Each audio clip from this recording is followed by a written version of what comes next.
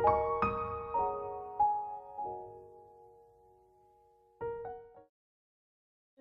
Welcome to my YouTube channel the soulful diary. आज के video में हम बात करेंगे ग्रैड मैंडे हॉपकिंस और उनकी पोम द विंडहोवर के बारे में।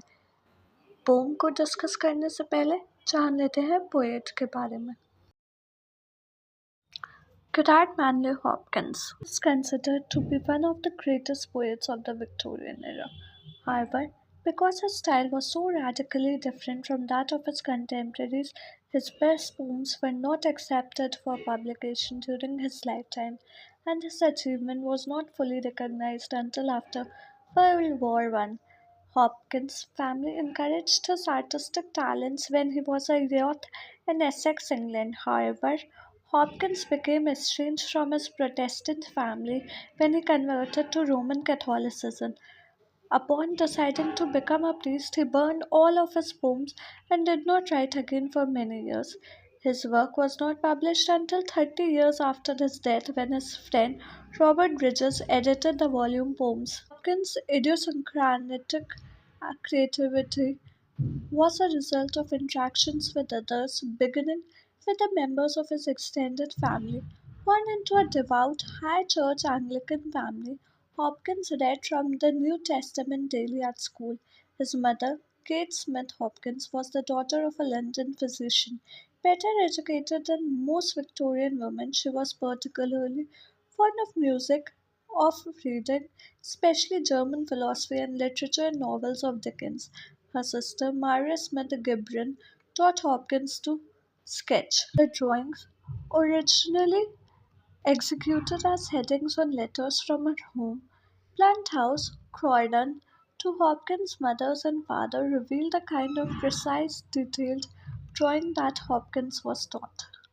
Hopkins' interest in the visual arts was also sustained by his maternal uncle, Edward Smith, who began as a lawyer but soon made painting his profession, by Richard James Lane. His maternal great uncle, an engraver and lithographer who frequently exhibited at the Royal Academy, and by Lane's daughter Clara or Aunt Eliza, who exhibited at the Society of Female Artists and elsewhere. Another maternal uncle, John Sims Smith Jr., reinforced the religious tradition which Hopkins' mother passed on to him. Smith was church warden at St. Peter's, Croydon. These artistic and religious traditions were also supported by Hopkins' paternal relations. His aunt Anna Eleanor Hopkins tutored her nephew in sketching, painting, and music. His uncle, Thomas Marsland Hopkins, was perpetual curate at St. Xavier's, Paddington, and co-author with Hopkins' father of the 1849 volumes Peter's Metrica on Nature Suggestive of God and Godliness by brothers Theophilus and Theophylact. He was married to Catherine Beechey, who, with her cousin Catherine Lloyd, maintained close contact with the High Church Tractarian movement, which deeply affected Hopkins at Oxford.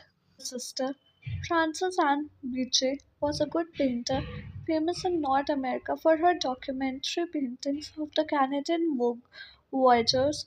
In 1865, she was in London, where Hopkins met her, and after 1870, she exhibited at the Royal Academy. Charles Gordon Hopkins, Hopkins' uncle, developed a family interest in languages as well as religion. He moved to Hawaii, where he learned Hawaiian and helped establish an Anglican diasporic in Honolulu. In 1856, he helped Manley Hopkins, the poet's father, become consul general for Hawaii in London. Manley Hopkins was the founder of the marine insurance firm. It was no accident that shipwreck, one of the firm's primary concerns, was the subject of Hopkins' most ambitious poem, The Wreck of the Dutchland. Nor can the emphasis on religion in that poem be attributed solely to the mother's influence. Manley Hopkins was a devout High Church Anglican who taught Sunday school at St. John's in Hampstead, where he was church warden. He loved music and literature, passing on his fondness for puns and wordplay to his sons Gerard and Lionel.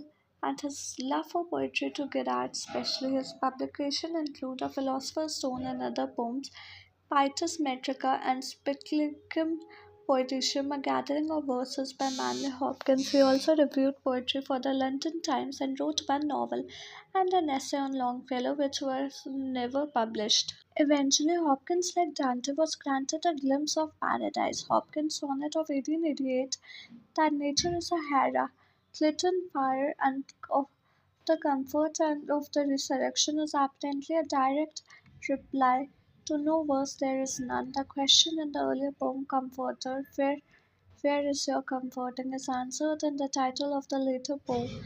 Assyria has been conquered, enough the resurrection, a heart clarion, away griefs, gasping, joyless days, dejection, as Dante put it, then born in perpetual thirst for the godlike kingdom bore us away. It seemed to me that a cloud covered us, shining dense, solid and smooth like a diamond smit by the sun. Hopkins concludes this poem with similar imagery. I am all at once what Christ is since he was what I am. This Jack joked.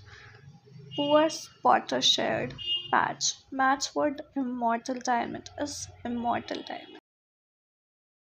In depth discuss करने से पहले जान लेते हैं उसके कुछ key features. The Windhover is an incredibly important poem that Hopkins considered to be his best. It uses symbolism to speak about God and fate. It is a sonnet in sprung rhythm. It was Hopkins' favorite poem, and he called it the best thing I ever wrote. The subtitle of the poem, To Christ our Lord, is significant because it provides a clue to the phrase March which applies as much to Christ as to Windhover. The Windhover is a kind of hawk or falcon. The bird is so called because he has a tendency to hover in the wind. Another sonnet titled The Caged Skylark, which was written during the same year, centers about around the bird already made famous by the odes of Wordsworth and Shelley. The poem Windhover has in fact raised to a position of rival prominence, a bird scarcely mentioned by previous. The volume of commentary which the sonnet has produced is evidence of its continuing fascination.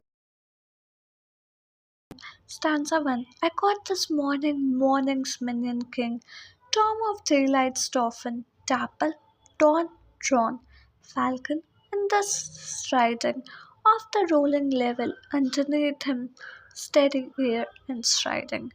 High there, how he rung upon the rein of a wimpling wing, in his ecstasy, then off forth on swing, as a skate's heel sweeps smooth on a bow bent, the hurl and gliding, rebuffed the big wind. My heart is hiding, stirred for a bird, the achieve of, the mastery of the thing. The poem, the poet has caught sight of the falcon, who is described as morning's favorite bird, and as the dauphin or crown prince of the kingdom of daylight. The falcon is drawn from his resting place or abode by the dapple colored dawn. The poet sees the bird as best riding the air beneath him like a skillful horseman controlling his horse.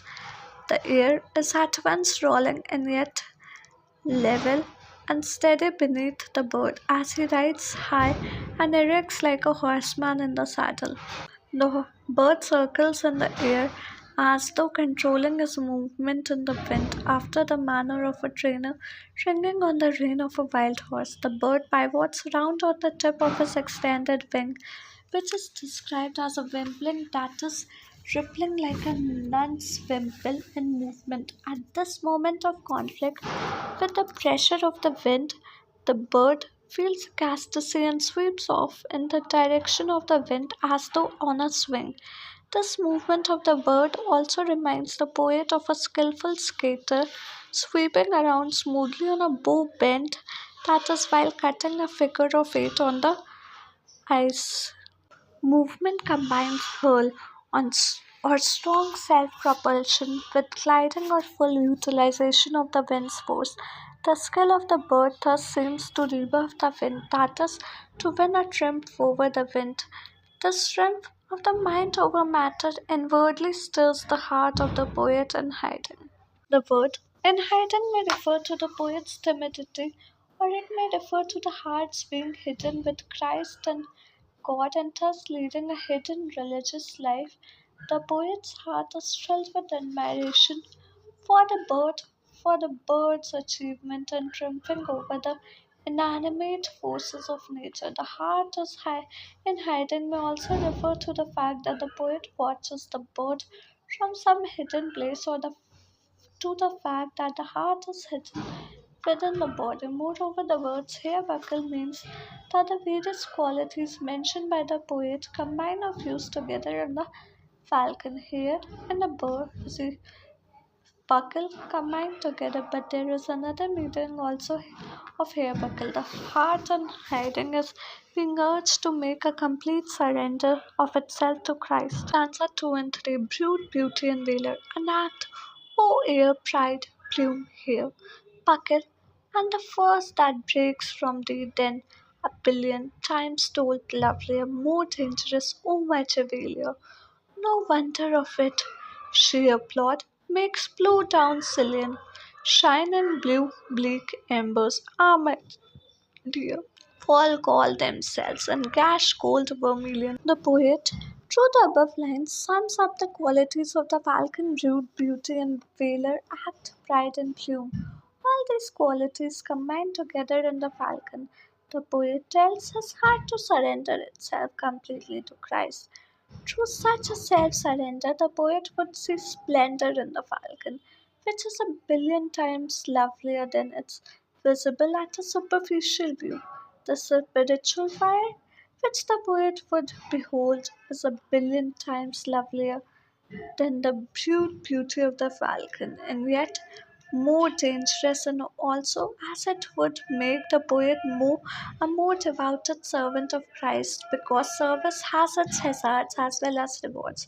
There's nothing surprising in all this. The poet says it goes on to give us two examples from common experience. Their mere plodding of plowman as he pushes his plow down the silion or furrow produces a brightness on his plowshare. In the same way, fidelity in religious life, just as Christ compared the religious life to taking up the plow, produces brightness on the soul. The embers of a fire may appear to be dying, they may look bleak in their faded blue color, but it is precisely then that these embers fall and bruise themselves, so that they break open and reveal a hidden fire of gold vermilion. The poet's soul too is blue bleak or seemingly lifeless, but through suffering and mortification for the sake of Christ, the poet would experience a spiritual glory. It devices alliteration, the repetition of the first letter of words such as morning, morning's minion, and daylight often, dapple, dawn, drawn. The repetition of the M sound in morning, morning's minion. The repetition of the ing ending sound in morning, morning's kingdom. The repetition of the hard D sound in daylight's dolphin, dapple, dawn, drawn. Assonance echoing vowel sounds such as in dolphin, dapple, down, drawn, falcon. Rhyme. Internal rhyme within a line such as sturt for a bird. End rhyme patterns in the last two stanzas such as hair, billion, chevalier, cillian, deer, gold, vermilion. Naturally, the use of fire to represent the glory and majesty of God, the use of embers to symbolize the hidden beauty and intensity of God's creation, the comparison of the swooping movement of the falcon to an ice skater. Hopkins uses these devices to create a peaceful tone and a prayer like chant of structure. The manifestation of God in nature, Hopkins used poetry to express his religious devotion. Drawing his images from the natural world, he found nature inspiring and developed his theories of escape and interest to explore the manifestation of God in every living thing. According to these theories, the recognition of an object's unique identity, which was bestowed upon the object by God, brings us closer to Christ. Similarly, the beauty of the natural world and our appreciation of that beauty helps us worship God. Many poems, including Hurrying and Harvest and the Windhover, begin with the speaker praising an aspect of nature, which then leads the speaker into a consideration of an aspect of God or Christ. For instance, the starlight night, the speaker urges readers to notice the marvels of the night sky and compares the sky to a structure which houses Christ, his mother, and the saints. The stars linked to Christianity makes them more beautiful. Regenerative power of nature. Hopkins' early poetry praises nature, particularly nature's unique ability to regenerate and rejuvenate. Throughout his travel in England and Ireland, Hopkins witnessed the detrimental effects of industrialization on the environment, including pollution, urbanization, and diminished rural landscapes. While he lamented these effects, he also believed in nature's power of regeneration, which comes from God. In God's grandeur, the speaker notes the wellspring that runs through nature and through humans. While Hopkins never doubted the presence of God in nature, he became increasingly depressed by late 19th century life and began to doubt nature's ability to withstand human destruction. His later poems, the so called terribly sonnets, focus on images of death, including the harvest and vultures picking at prey, rather than depict the glory of nature's rebirth. These poems depict the death that must occur in order for the cycle of nature to continue. Thou art indeed just, Lord, uses parched roots as a metaphor for despair. The speaker begs Christ to help him because Christ's love will rejuvenate him, just as water helps rejuvenate dying foliage. Thank you. I hope आज की video आपको पसंद है। कैसी लगे हमें comment करके बताएं और हमें ये भी कमेंट करके बताएं कि आप आने वाली वीडियोस किस टॉपिक पर देखना चाहते हैं। वीडियो अच्छी लगी तो like share and subscribe to my channel. मिलते हैं कल एक और इन्फॉर्मेटिव वीडियो के साथ शाम 4 बजे। Thank you.